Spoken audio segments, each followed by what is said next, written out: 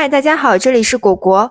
高志凯在应对印度采访者提出的麦克马洪线问题时，采取了一种极具策略性的反驳方式，核心是通过以子之矛攻之盾的逻辑，结合历史依据和现实立场，彻底解构印度主张的荒谬性，提出高志凯线，以历史依据为反制殖民逻辑。请看前方发来的报道。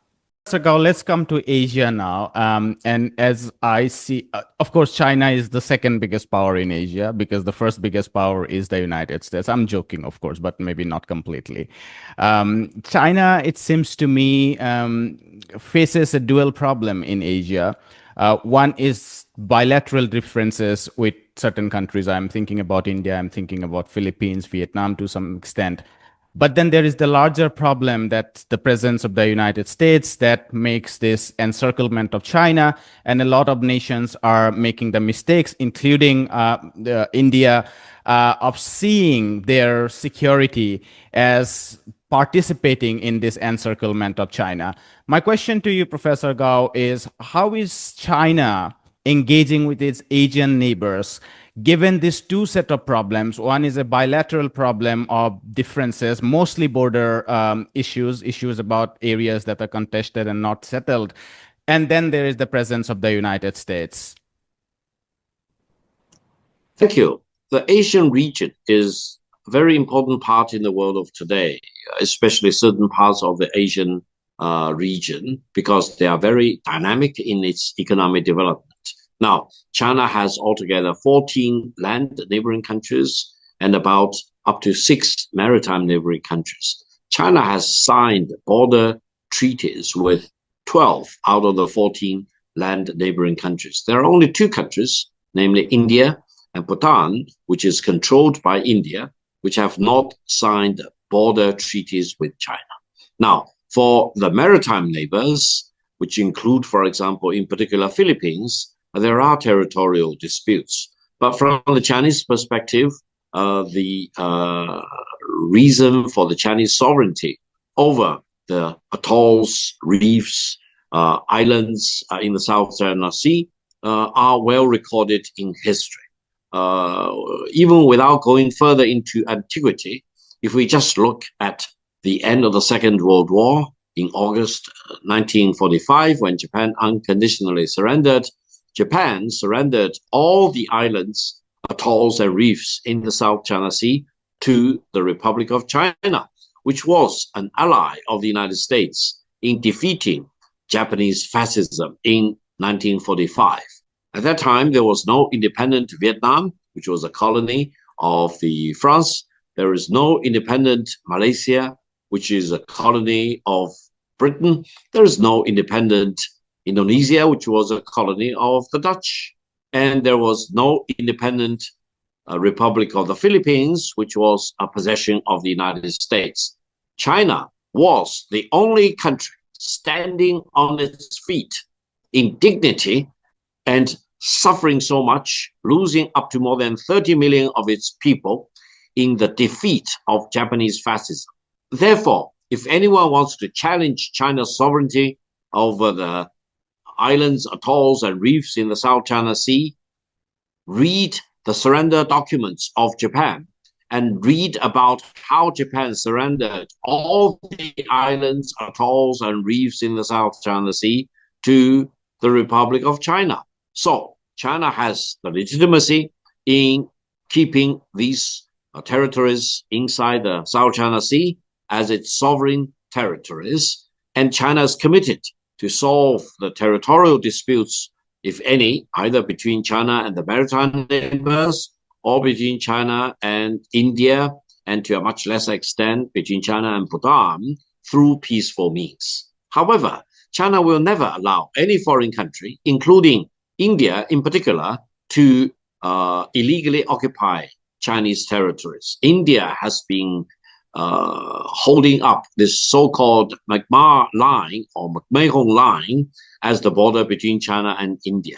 China, throughout different governments, for example, have never recognized the legitimacy of the McMahon line because it was drawn by a British called the McMahon without the Chinese consent, and the Chinese government has never recognized that, never signed that document, and China never recognized the Magma line as a legitimate border between China and India. China now is occupying more than 90,000 square kilometers of land, which is what we call southern Tibet in Chinese, and what the Indians have now come up with a term called Arunachal Pradesh.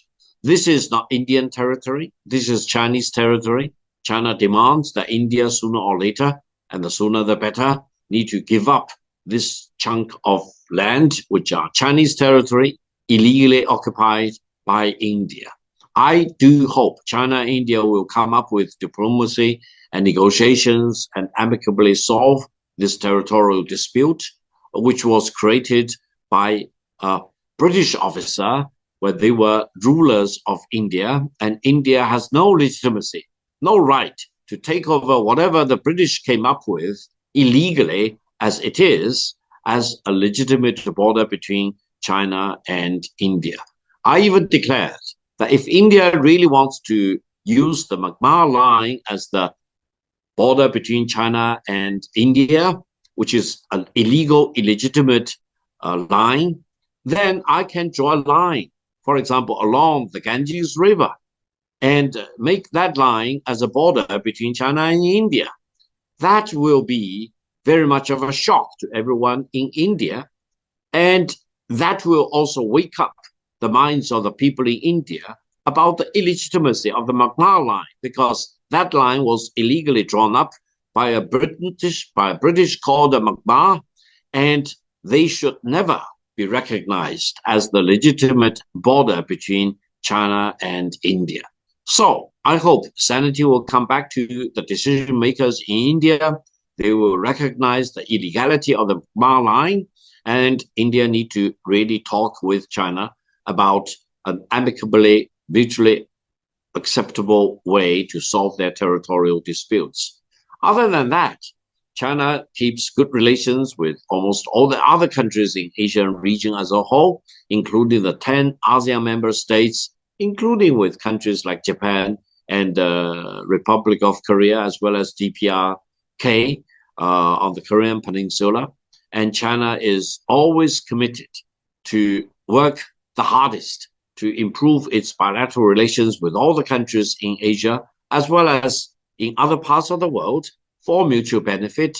We are always worried that we do not have enough friends, whereas there is a big country in the world which seems to be worried that they do not have enough enemies in the world.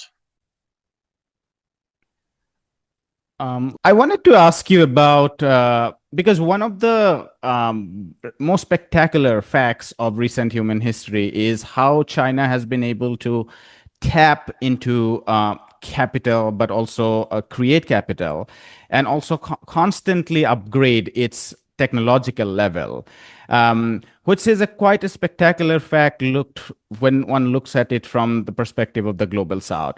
My question to you, Professor Gao, is can countries in the global South expect to get support of China in terms of technology transfer and capital that is much long-term, kind of things that China did by itself? Because there are reports on various circles about Chinese being unwilling to offer a real technological transfer and insisting more on trade. What's your response to these concerns? Well, China started the opening to the outside world and economic and political reform back in 1978. So by now, more than 47 or even 48 years have elapsed. And China has achieved a complete transformation of its economy for the betterment of the people, living standards of the people in China, as well as for mutual benefits with all the countries which have dwelt with China over almost 5 decades, from the beginning of the economic and political reform and opening to the outside world. Throughout this process, China has always emphasized that development is the hard truth. And in order to achieve real development, you need to have domestic stability, you need to achieve international peace. These are all the right principles supporting China's strategy of development.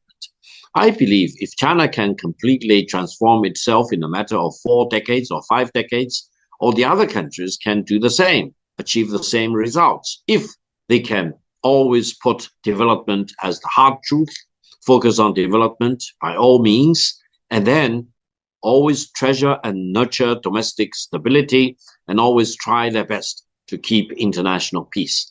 If you do the right thing in these important areas, development and the transformation and the enrichment of the people in your country will be a more logical result rather than something distorted, for example, something falling onto you from the sky. No, it will be the natural result of your hard work and contribution and relentless pursuit of development.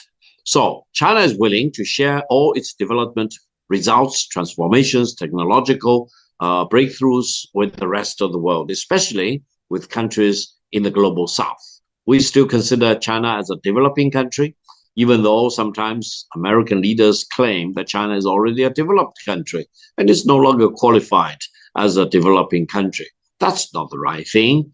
In terms of per capita income, China is still relatively low, about 12 or 13,000 US dollars per person in China.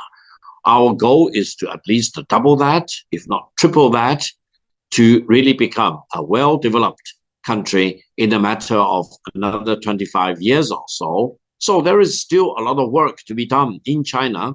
The size of the Chinese economy needs to double, if not more than double, in the coming 20 or 25 years. And I believe the development of China will generate huge amount of momentum for the growth of the economies of so many other countries in the world.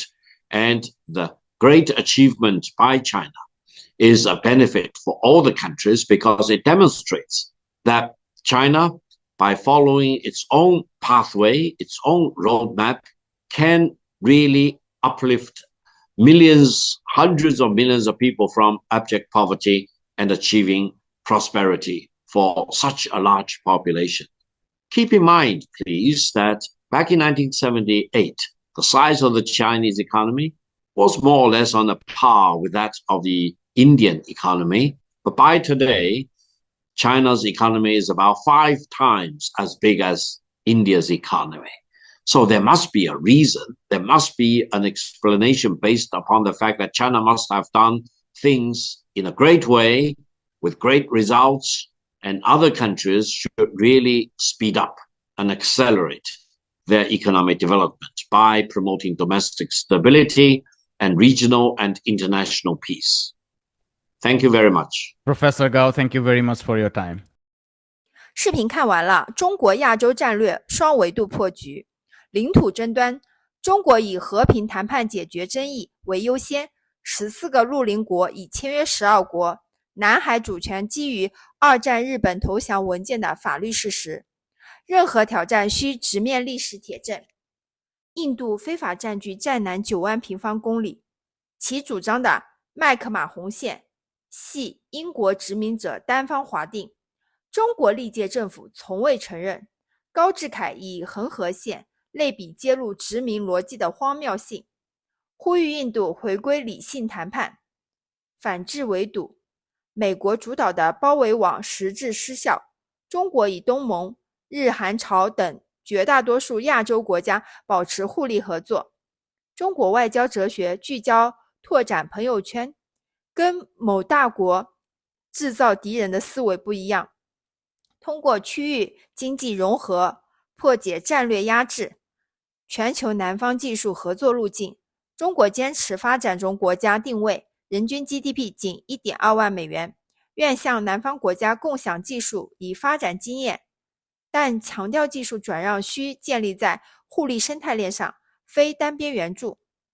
成功核心在于复制中国公式，所以殖民者的铅笔画不出合法边界，唯有摒弃麦克马洪线这类殖民遗产，回归历史以法理的公正谈判，亚洲才能真正迈向共同繁荣。